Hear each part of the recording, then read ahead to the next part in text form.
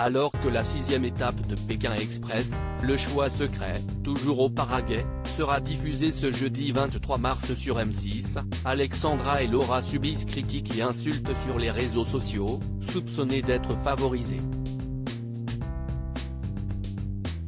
En exclusivité, elles reviennent pour nous sur ces retours qui les touchent et qu'elles trouvent profondément injustes. Le binôme des sœurs Chien et Chat poursuit son bout de chemin dans Pékin Express, le choix secret, avec cette 6e étape de l'aventure, diffusée jeudi 23 mars sur M6, et le retour de la redoutable règle des intouchables. Un épisode sans épreuve d'immunité ni de choix final. Les 10 candidats toujours dans le jeu, Clément Emeline, NJ Nathalie, Alexandre Chirine, Céline Xavier et Alexandra Laura donc, disputeront 3 courses autour de la capitale paraguayenne, Asunción, leur permettant de se qualifier pour l'étape suivante. Depuis le début de l'aventure, Alexandra et Laura font montre d'une redoutable compétitivité et enchaînent les victoires, notamment lors du stop. Pourtant, les filles ne font pas l'unanimité sur internet et reçoivent critiques, menaces et insultes, malgré le fair-play sans faille dont elles font preuve, et l'enthousiasme affiché de participer au programme dont elles sont fans depuis toujours.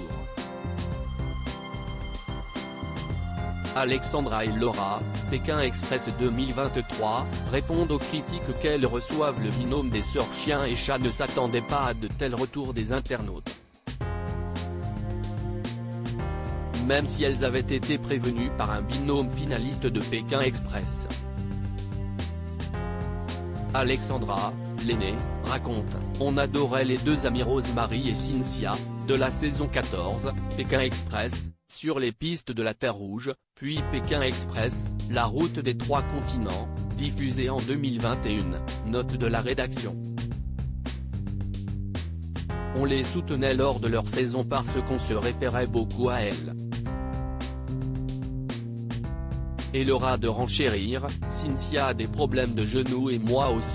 On a eu l'occasion de se rencontrer parce qu'elle est venue sur Paris et on a passé une soirée ensemble. Elles ont un peu le même profil que nous et elles nous ont avertis, vous allez voir, vous allez en prendre plein la G parce que vous êtes 2 femmes. On va vous dire que vous êtes pistonnées par la production. Et effectivement les frangines reçoivent une rafale de commentaires virulents et infondés notamment suite à leur succession de victoires en début de course. Rappelons que pour l'instant, elles ont raflé 3 amulettes d'affilée en début de course, ont participé à 4 épreuves d'immunité sur 5 et en ont remporté 2. Joli palmarès s'il en est. Laura, Pékin Express 2023, on m'écrit, crève Laura poursuit les confidences, remontée par une telle injustice, on en prend plein la figure sur les réseaux.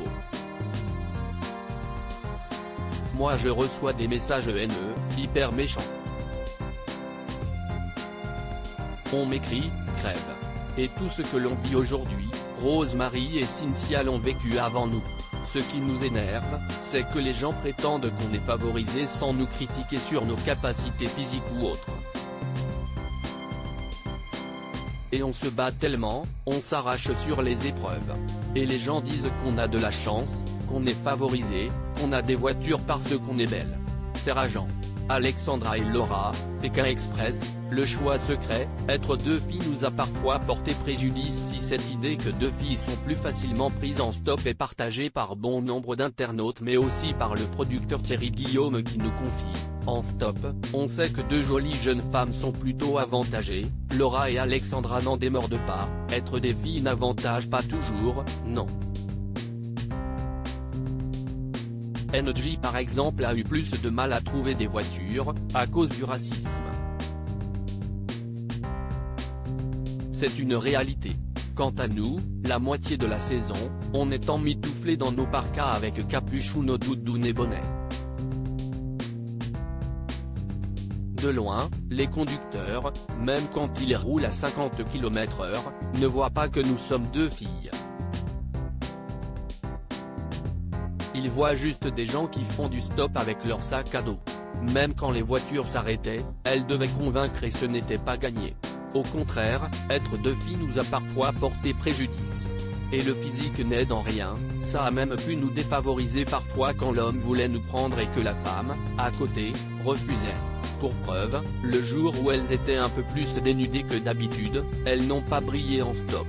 L'étape où l'on devait manger des piments, lors de l'émission 4 diffusée le 9 mars dernier, note de la rédaction, on est resté sur le bord de la route toute la journée. On est arrivés avant-dernière alors qu'on était en short et en t-shirt. Argumente Laura. Dès qu'il y a un binôme de filles qui réussit bien, c'est suspect. Pour conclure, la jeune gérante d'une société pousse un vrai coup de gueule au nom de l'ensemble des binômes féminins qui ont subi autant de critiques qu'elle auparavant.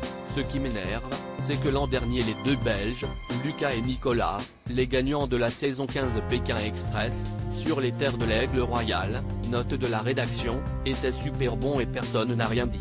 Personne n'a dit qu'ils étaient favorisés, que la production les aidait, et dès qu'il y a un binôme de filles qui réussit bien, c'est suspect. On n'a pas le droit d'être tout simplement forte. À lire aussi Alexandra, Pékin Express 2023, cet objet incongru qu'a tenu à emporter la sœur de Laura dans son sac à dos.